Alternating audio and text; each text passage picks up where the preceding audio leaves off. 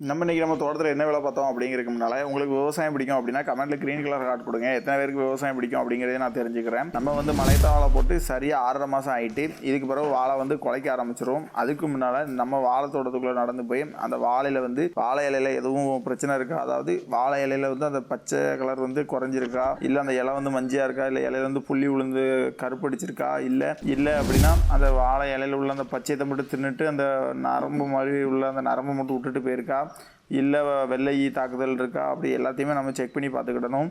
ஏன் அப்படின்ட்டு கேட்டிங்கன்னா, நம்ம வந்து குலைக்க போகிற டைமிங்கில் வந்து அந்த வாழை வந்து நல்ல ஹெல்த்தியாக இருந்துச்சு அப்படின்ட்டு கேட்டிங்கன்னா நம்ம எதிர்பார்த்ததை விட அதிக அளவு மகசூல் கிடைக்கும். ரீசன் வந்து ஏன்னா நம்ம எதிர்பார்த்ததை விட அதிக அளவு, அதாவது 5 சீப்பு கூட வைக்கலாம். அது போக ஒரு சீப்பில் வந்து 10 காய் இருக்கின்ற இடத்துல 12 காய் 13 காய் வரைக்கும் இருக்கலாம். அந்த இதுக்கு வந்து காரணம் வந்து அந்த வாழையோட ஹெல்த்தியை பொறுத்து தான் அது எத்தனை சீப்பு வைக்க போகுது. அது போக அந்த சீப்பில் வந்து எவ்வளோ காய் நெருக்கமாக அதிக அளவு காய் வரப்போகுது, அந்த காய் வந்து நீளமாக இருக்கணுமா கட்டையாக இருக்கணுமா, எல்லாமே இந்த 6.5 மாதத்துக்கு பிறகு உள்ள அந்த வாழையோட ஹெல்த்தியை பொறுத்து தான் அந்த வாழை எப்படி குலைக்க போகுது அப்படிங்கிறது அமையும். சரி, அப்போ வந்து இந்த 6.5 மாதத்துல வந்து நல்ல உரம் வச்சா போதும், இதுக்கு முன்னால் நம்ம என்ன செஞ்சுருந்தாலும் பரவாயில்லையா அப்படின்னு கேட்டிங்கன்னா அப்படிலாம் கிடையாது. நம்ம கொடுத்துருக்கிற தண்ணியோட இது எல்லாமே இப்போ அந்த டைமிங்கில் தான் தெரியும். என்ன அப்படின்னு கேட்டிங்கன்னா, நம்ம வந்து ஒவ்வொரு தண்ணியை வந்து அதிக அளவு கொடுத்துருந்தாலோ இல்லை அளவுக்கு அதிகமாக செயற்கை உரங்கள் கொடுத்துருந்தாலோ அது அவ்வளவுமே இந்த குலைக்கிற டைமிங்கில் வந்து நமக்கு தெரியும். என்ன ரீசன் அப்படின்ட்டு கேட்டிங்கன்னா, நம்ம வந்து செயற்கை உரம் வந்து அளவுக்கு அதிகமாக, அதாவது அந்த வாழைக்கு மிச்சமாக உரம் அதிக அளவு கொடுத்துருந்தோம் அப்படின்ட்டு கேட்டிங்கன்னா அந்த வாழையில் வந்து பொதி தள்ளிகிட்டே இருக்கும்போது அந்த பொதி ஒடிஞ்சு கீழே விழுறதுக்கு அதிக அளவு வாய்ப்பு இருக்குது.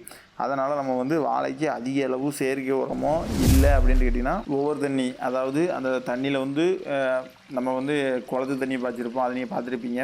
குளத்தில் வந்து தண்ணி இல்லாத காரணத்தினாலையும் மழையும் அதிக அளவு பெய்யலை அப்படின்ட்டு கேட்டிங்கன்னா நம்ம நிலத்தடி நீர்மட்டம் குறையும். அப்படி குறைஞ்சிது அப்படின்னு கேட்டிங்கன்னா நம்ம நிலத்தடி நீரில் வந்து உப்போட அளவு வந்து கொஞ்சம் கூடும். அந்த தண்ணி நம்ம பாய்ச்சிட்டே இருந்தோம் அப்படின்னு கேட்டிங்கன்னா அது வந்து ஒவ்வொரு நீர்னு சொல்லுவாங்க, இல்லை சவர் நீர்னு கூட சொல்லுவாங்க.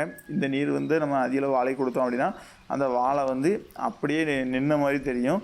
இது வந்து குலைக்கிற டைமில் என்ன பண்ணுவோம் அப்படின்ட்டு கேட்டிங்கன்னா அந்த வாழைக்காயை வந்து கட்டையாக, அதாவது வாழைக்காய் வந்து நல்லா மலைத்தங்காய்னா நீங்கள் பார்த்துருப்பீங்க, காய் வந்து குறைஞ்சது 1 ஜான் அளவு 1.5 ஜான் அளவுக்குலாம் லென்த்தாக இருக்கிற மாதிரி இருக்கும். அப்படி வராமல் நமக்கு வாழைக்காய் வந்து கட்டையாகவே நின்று அப்படி குலைச்சி அப்படி கட்டையாக நின்றுடும். இந்த ரொபஸ்டா காய் நின்ன மாதிரி நின்றுக்கிடும். அப்படி நிற்காமல் இருக்கிறதுக்காக நம்ம வந்து என்ன பண்ணணும் அப்படின்னு கேட்டிங்கன்னா அப்படி நிற்கிறதுக்கும் அதிக வாய்ப்பு இருக்குது. ஆனால் நமக்கு வந்து அந்த ஒவ்வொரு நீர் பாய்க்க தான் செஞ்சோம். இருந்தாலும் நம்ம ஏரியாவில் வந்து வெள்ளம் வந்து அந்த ஒவ்வொரு அவலமுமே அடிச்சுட்டு போயிட்டு, அதாவது மழை பெஞ்சதுனாலே அந்த ஒவ்வொரு அவலம் தோட்டத்துலேருந்து அடிச்சு போயிடும். இருந்தாலும் நம்ம தோட்டத்துலலாம் வெள்ளமே வந்துச்சு, அதாவது தோள்பட்ட அளவுக்கு தண்ணியே வாழைக்குள்ள நின்றுட்டு போச்சு. அப்படி இருக்கிறதுக்கு இந்த ஒவ்வொரு வந்து ஒன்றும் செய்யாது. இருந்தாலும் நமக்கு வந்து இந்த மாதிரி மழைகளை பெய்யாமல் அப்படியே போயிட்டு அப்படின்னு கேட்டிங்கன்னா அந்த ஒவ்வொரு வாழை கண்டிப்பாக பாதிக்க தான் படும். அதுபோக இந்த வாழை என்ன கண்டிஷனில் இருக்குது அப்படின்ட்டு நீங்களே பாருங்கள். இந்த வாழையில் உள்ள பச்சை வந்து இதான் கரெக்டான பச்சை அளவு. இந்த அளவு பச்சையமாக இருந்துச்சு அப்படின்னு கேட்டிங்கன்னா நம்ம எதிர்பார்த்த அளவு மகசூல் கிடைக்கும். அதை விட்டுட்டு ஏதாவது பிரச்சனை இருந்துச்சு அப்படின்னு கேட்டிங்கன்னா இந்த இதில் வந்து வாழையில் தெரியும். அது போக வாழையில் உள்ள சருவை வளர்த்தி நம்ம அறுத்து மொத்தமாக கூட்டிட்டோம். ஏன்னா அப்போ தான் வாழை வந்து கொஞ்சம் சூரிய ஒளி கிடச்சி நல்லா வீதியாக விரிஞ்சு போயிருக்கும். எவ்வளோக்குள்ளே விரிஞ்சு அண்டி வந்து மேலே ஏறாமல் தரையோட தரையாக இருக்கோ அவ்வளோக்குள்ளே நம்ம வந்து வாழைக்கு வந்து கம்பு கொடுக்குறது வந்து கொஞ்சம் மீடியமான கம்பாக கொடுத்துக்கலாம். இல்லை அப்படின்ட்டு கேட்டிங்கன்னா நம்ம நல்லா தடி கம்பாக பார்த்து கொடுக்கணும். ஏன்னு கேட்டிங்கன்னா அண்டி மேலே வந்துட்டு அப்படின்னா வாழையோட வளர்ச்சி வந்து 12 அடியிலேருந்து 15 அடி ஆகிறதுக்கு அதிக வாய்ப்பு இருக்குது. அப்படி 12 அடியிலேருந்து 15 அடி ஆச்சு அப்படின்ட்டு கேட்டிங்கன்னா நம்ம அதுக்கு கொடுக்கக்கூடிய கம்பு வந்து எப்படி இருக்கணும் அப்படின்னா வாழையிலேருந்து 1.5 அடி அளவுக்கு குழி தோண்டி அதுக்குள்ளே தான் அந்த கம்பை கொடுப்போம். அப்படி இருக்கிறக்க 15 அடியிலேருந்து 17 அடி கம்பு தான் வாழைக்கு எட்டும்.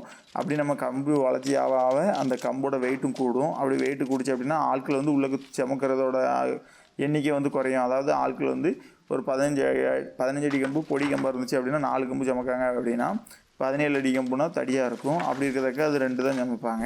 அது வந்து நமக்கு வந்து வேலை ஒர்க்கர்ஸ் காசு வந்து கூடும். அது போக 15 அடி சவுக்கு கம்போட விலை வந்து ஒரு 100 ரூபா இருக்குது அப்படின்னா 17 அடி சவுக்கு கம்போட விலை 140 ரூபா வரைக்கும் இருக்கும். அப்படி இருக்கிறதுக்கு நம்ம வாங்கக்கூடிய கம்போட ரேட்டு வந்து 40% அதிகமாக இருக்கும். அதெல்லாம் குறைக்கணும் அப்படின்னு ஆசைப்பட்டால் நம்ம வந்து மண்ணு கூட்டும் போகும்போது ரொம்ப மேடாக மண்ணு கூட்டாமல் தரையை விட்டு 3 இன்ச்சுக்கு மேலே மண் வராத அளவுக்கு கணக்கு பண்ணி நம்ம கூட்டணும். அப்படின்னா வாழையோட அண்டி வந்து மேலே ஏறாது. அப்படி வாழையோட அண்டி மேலே ஏறலை அப்படின்னு கேட்டிங்கன்னா வாழை வந்து கட்டையாகவே நின்று குலைச்சிரும். அப்படி இருக்கிறதுக்காக நம்ம வந்து 15 அடி கம்பு பொடி கம்பு வாங்கி கொடுத்தாலும் போதுமானது. ஏன்னா வாழை வந்து தண்டரில் நின்றுச்சு அப்படின்னா வாழையோட தூரும் பருக்கும். அது போக வாழைத்தூர் பருக்கிறதுக்காக நம்ம என்ன பண்ணுவோம் அப்படின்னு கேட்டிங்கன்னா இஎம் கரிசல் வந்து வாழைக்கு ஊற்றுவோம். அப்படி இஎம் கரிசல் வாழைக்கு சேர்த்துருந்தோம் அப்படின்னாலே காணும் வாழைத்தூர் வந்து கொஞ்சம் பணத்தூர் மாதிரி நல்ல பெரிய தூராகவும் அப்படி பனைத்தோல் மாதிரி பெருசாக இருந்துச்சு அப்படின்னு கேட்டிங்கன்னா காயும் நம்ம எதிர்பார்த்த அளவு நல்லா பெரிய அளவு வைக்கும். அதுபோக அந்த வாழை வந்து நல்லா ஆரோக்கியமாக இருக்கும். வாழை ஆரோக்கியமாக இருந்துச்சு அப்படின்னு கேட்டிங்கன்னா அந்த வாழை நிப்பாட்டுறதுக்கு வந்து நம்ம ரொம்பவும் மெனக்கெட்டு பெரிய அளவு கம்பெல்லாம் கொடுக்கணும்னு அவசியம் கிடையாது. மீடியமான கம்பு கொடுத்தா போதும்.